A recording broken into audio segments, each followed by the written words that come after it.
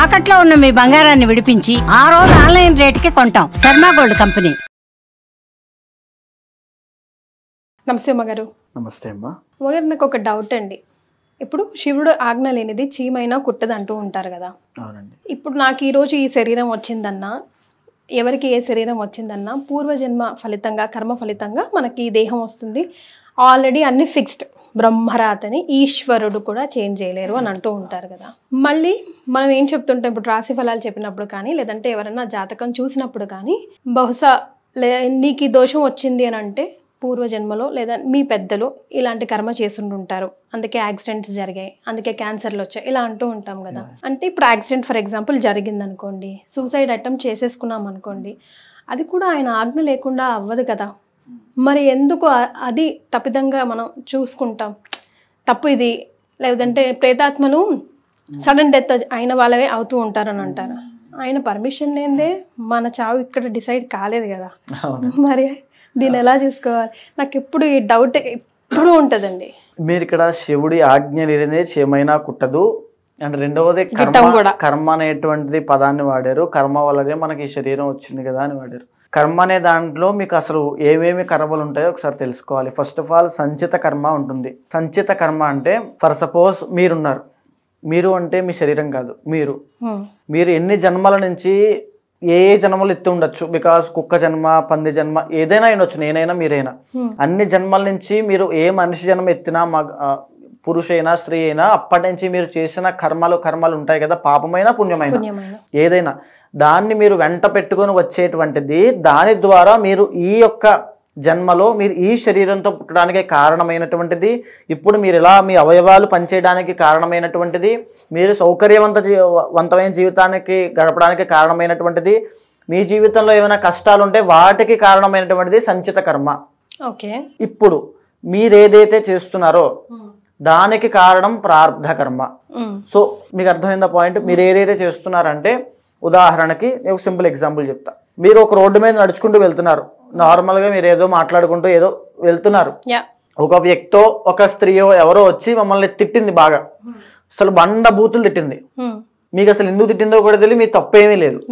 So ఇప్పుడు ఆమె వచ్చి మిమ్మల్ని తిట్టింది. సో ఆమెతో తిట్టించుకోవడము మీ సంచిత కర్మ. ఓకే. ఇప్పుడు మీ చేతుల్లో ఉండేటువంటి పని, తిడతారా, తిరిగి కొడతారా, లేకపోతే ఆమె పాపాన్ని ఆమె పోతుందిలే, క్షమాపణ చెప్తుందిలే, నేను తప్పు చేయలేదు కదా వదిలేస్తారని మీ చేతుల్లో ఉంటుంది. ఈ మూడు మీ మైండ్ లెవెల్స్ మీద, మీ ఆచార వ్యవహారాల మీద ఆధారపడి ఉంటాయి.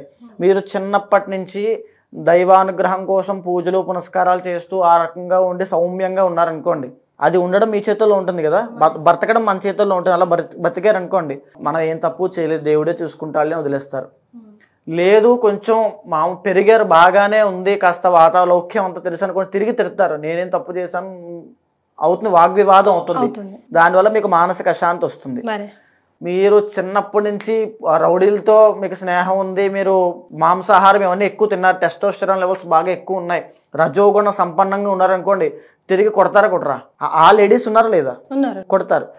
అప్పుడు ఏం జరుగుతుంది? హాస్పిటల్కైనా వెళ్ళొచ్చు, జైలుకైనా వెళ్ళొచ్చు, ఏదైనా జరగచ్చు. సో మీకు అర్థమైందా? ఇక్కడ మనం ఏం చేస్తున్నాం అనేది మన చేతుల్లో ఉంటుంది. ఏదర్ తిట్టడమా, కొట్టడమా, రామాయణం చదవడమా, సూసైడ్ చేసుకోవడమా, దైవానుగ్రహం కోసం దైవ కీర్తన చేయడమా మన చేతుల్లో ఉంటుంది. మనకొచ్చే పరిస్థితులు బాణాల్లాగా అప్పులు, సంసారము, జీవితము, కష్టాలు, బాధలు, కన్నీళ్లు, ఇవన్నీ సంచిత కర్మ.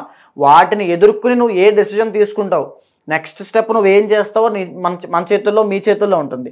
దట్ ఈస్ ప్రారబ్ధ కర్మ. సో మీకు ఇప్పుడు శివ ఆజ్ఞ లేనిదే చీమైనా కుట్టదు అనేటువంటి పదాన్ని శివుడి యొక్క ప్రాధాన్యతని, ఆయన యొక్క గొప్పతనాన్ని తెలియజేయడం కోసం వాడతారు. నిజానికి అలాగ అందరి చేత శివుడే చేస్తూ ఉంటే రావణాసుడికి శివుడు చెప్పాడా సీతాదేవిని తీసుకెళ్ళిపోమని? కాదు కదా. లేదా పాండవుల్ని కౌరవుల్ని కొట్టుకోమని చెప్పాడా? లేదు కదా. సో అది పదాన్ని శివుడి యొక్క గొప్పతనాన్ని, ఆయన యొక్క శక్తిని, సామర్థ్యాన్ని తెలియజేయడం కోసం మాత్రమే వాడతారు. శివుడు కూడా కర్మని అనుభవించాడు కదా. బికాస్ భస్మాసురుడికి ఇచ్చినంత మాత్రం చేత ఆయన వచ్చి మళ్ళా చేయడం, ఆయనకి ఈ రోజు మనం ఆ కథ చెప్పుకుంటున్నాం అంటే అక్కడ ఏదో జరిగిందే కదా. సో ఆయన జీవితంలో ఒకటి జరిగింది. సో దానివల్ల మనం చెప్పుకుంటున్నాం. ఆయన హాలాహలాన్ని మింగిన తర్వాత ఆయన గొప్పతనాన్ని మనం చెప్పుకుంటున్నాం కదా. ఆయన కూడా కర్మని అనుభవిస్తున్నాడు కదా. అది పుణ్యం చేశాడు, ఒక దైవ కార్యాన్ని, సృష్టి కార్యాన్ని చేశాడు. దానికోసం మనం పొగుడుతున్నాం. భస్మాసుర కథ నుంచి మనం అపాత్ర దానం చేయకూడదని ఉదాహరణగా చెప్పుకుంటూ ఆయన గురించి మనం నేర్చుకుంటున్నాం కదా. అంటే ఒక కర్మ అంటే పని, దానివల్ల ఒకటి ఉద్భవించింది కదా, ఐదర్ నెగిటివ్ అయినా పాజిటివ్ అయినా. శివుడు కూడా విష్ణుమూర్తి కూడా ఎవరైనా కర్మ నుంచి తప్పించుకోవడం అసాధ్యము. అది కర్మానుభవాన్ని అనుభవిస్తూనే, ఉదాహరణకి రామదాసు తీసుకోండి. రామదాసు జైల్లో ఉన్నాడు, ఉన్నప్పటికీ కూడా రాముడిని వదలలేదు. సో ఉన్నాడు కదా, వదిలేసుకుంటే రామదాసు ఉండడు, ఆ కథ మనకు తెలియదు, వినం కూడా మనం. ఆ పాయింట్లో కూడా ఆయన నేను రాముడినే పట్టుకుని ఉంటానని పట్టుదలతో పట్టుకుని ఉండడమే ప్రారబ్ధ కర్మ. అదే భక్తి. నాకు చాలా మంది అనుకుంటూ ఉంటారు, నాకు ఈరోజు ఏదో ఇంట్లో అశుభం జరిగింది, ఎవరో చనిపోయారు, మీకు దేవుడు లేడని ఫోటోలు ఇసిరేస్తుంటారు. అదే అజ్ఞానము. సో అది సంచిత కర్మ, అది అలాగే జరిగి తీరుతుంది.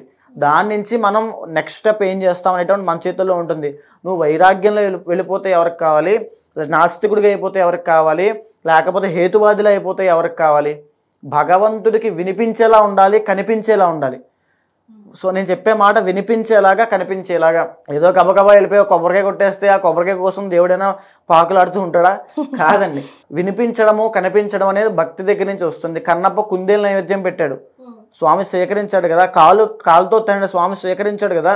సో తర్వాత కళ్ళు పీకి పెట్టాడు. ఏంటి అక్కడ తెలియలేదు ఆయనకి, మన భేదం తెలియలేదు. స్వామికి నాకు నేనే స్వామి నేననే స్థితిలోకి వెళ్ళిపోయాడు కాబట్టి ఆయన ఆ స్థాయిలో ఆ పని చేసిన స్వామి కనుకరించాడు. దట్ ఈస్ భక్తి. మనం వినిపించేలాగా, కనిపించేలా స్వామి కోసం చేయాలి. రావణాసురుడంతటి రాక్షసుడికి వరాలు ఎందుకు ఇచ్చాడండి స్వామి? ఆ పాయింట్ ఎందుకు ఇచ్చాడు స్వామి? ఆయన భక్తికి మెచ్చిచ్చాడు. తరువాత మళ్ళీ స్వామియే ఆంజనేయ స్వామి అవతారం ఎత్తి ధర్మం వైపు నుంచుని రావణాసురుడు చావుకి కారణమయ్యాడు. సో మనం ధర్మంగా ఉండాలి, మన ప్రారబ్ధ కర్మ కరెక్ట్గా ఉండాలి, భక్తితో ఉండాలి. అప్పుడు ఏదైనా జీవితంలో సాధించవచ్చు. తెలిసి తెలియక పోయిన జన్మలో ఏం చేశామో తప్పు మనకు తెలియదు, కానీ అది క్యారీ ఫార్వర్డ్ అవుతుంది. ఈ జన్మలో మనం మళ్ళీ దానికి అనుభవించాల్సిందే కదా. తప్పకుండా అండి. ఇప్పుడు మీ మాటల్లోనే చెప్పారు, ఈశ్వరుడికి పరమేశ్వరుడికి తప్పలేదు, కర్మని ఎవరైనా అనుభవించాల్సిందే అని. కానీ మనకంటూ ఈ కర్మభూమిపై వచ్చిన తర్వాత, ఈ పుణ్యభూమిపై జన్మ తీసుకున్న తర్వాత ఏమైనా ఆల్టర్నేట్స్ ఉన్నాయా? క్షమాభిక్ష, భక్తి. సో మళ్ళీ మీకు ఒక డౌట్ రావచ్చు, అంటే మరి అనుభవించకుండా శివుడే అనుభవించారు కదా, మనం అనుభవించకుండా పూజల ద్వారా ఎలా పోతుంది అనుకుంటున్నారు. అంటే కొండంతలది గోరంతలో పోతుందేమో, కానీ మొత్తం అయితే పోదు కదా. మన భక్తి మీద ఆధారపడి ఉంటుంది, బికాజ్ ఇప్పుడు మనకి నేను మార్కండేయుడు కథ ఒక ఇంటర్వ్యూలో ఎగ్జాంపుల్గా చెప్పాను. మీకు తెలిసే ఉంటుంది మార్కండేయుడు కథ, తెలుసు కదా. మార్కండేయుడి విషయంలో ఏం జరిగింది? ఆయనకు ఆయుష్ లేదు. ఆయుష్ అనేది లేదు అనేది ఎలా చెప్పారు మీరు? కర్మ. ఆయనకు ఆయుష్ లేకపోవడం అల్పాయుష్ గండం అనేటువంటి జ్యోతిష్ శాస్త్రంలో ఉంటుంది, కర్మ వల్ల వచ్చింది. యమధర్మరాజు వచ్చి ఆయుష్ తీయడానికి వచ్చాడు. ఓకే, యమధర్మరాజు ఎవరు? కర్మని అక్కడ అనుభవింపచేసేటువంటి ప్రతినిధి. ఓకే, ఆయన ఏం చేస్తున్నాడు? స్వామికి పూజ చేస్తున్నాడు. మార్కండేయుడు చిన్న పిల్లవాడు. అంతటి ఆయన వచ్చినప్పటికీ కూడా ఆయన లొంగకుండా ఏం చేశాడు? బయటికి యమధర్మరాజు వచ్చి మీ ముందు నుంచుంటే మీరు చెయ్యను, కాదు అనే పదం మీ నోట్లోంచి వస్తుంది? అసలు మాట నోట్లోంచి పలుకుతుందా? అయినా అంత కాన్ఫిడెంట్ గా చెప్పాడంటే లోపల ఎంత భక్తి ఉన్నట్టు. సో ఒక్కసారి ఆలోచించండి, మార్కండేయుడి పాయింట్ ఆఫ్ వ్యూలో ఆలోచించండి. ఎదురుగా శివుడు, మనం శివుడి గుళ్ళో ఉన్నప్పుడు ఫోన్ వస్తేనే ఫోన్ పక్కన పెట్టి వచ్చేస్తాం, గుళ్ళోంచి పక్కకి వచ్చేస్తాం. కానీ ఎదురుకుండా ఉన్నది సాక్షాత్తు శివుడే అని నమ్మాడు కాబట్టి వచ్చింది. యమధర్మరాజు అయినా పక్కకి పెట్టుకుని ఆయన పూజ చేసుకున్నాడు. అది భక్తి అంటే. బయటికి రమ్మన్నాడు, నేను రానన్నాడు. రానన్నాడు. పాశం వేశాడు, కౌగిలించుకున్నాడు. శివుడే వచ్చాడు, ఒక తనుదన్నాడు. అక్కడ ఏం జరిగింది? భక్తి మాధ్యమంగా మారింది. రావణాసురుడికి శివుడిని ప్రత్యక్షం చేసుకోవడానికి 1000 సంవత్సరాలు పట్టింది. కైలాసాన్ని ఎత్తాల్సి వచ్చింది, పేగులు తెంపి రుద్రవేణ వాయించాల్సి వచ్చింది. కానీ మార్కండేయుడికి 10 నిమిషాలు పట్టింది. బికాస్ భక్తి ఎక్కడ పరిపూర్ణంగా ఉంటుందో, భక్తి ఎక్కడ నిర్మలంగా ప్రశాంతంగా, అది ఎక్కడ డీవియేషన్ రాకుండా ఉంటుందో అక్కడ స్వామి ఉంటాడు. ఆ నమ్మకము అక్కడ ఉన్నది. ఇప్పుడు మనం చూస్తూ ఉంటామండి, ఇప్పుడు శివాలయానికి సోమవారం వెళ్ళి నేను మంచి ఉద్యోగం వచ్చేయాలని కోరుకుంటూ ఉంటాడు. మళ్ళా శనివారం వెళ్ళి ఇంకో వెంకటేశ్వర గుడిలో కోరుకుంటూ ఉంటాడు.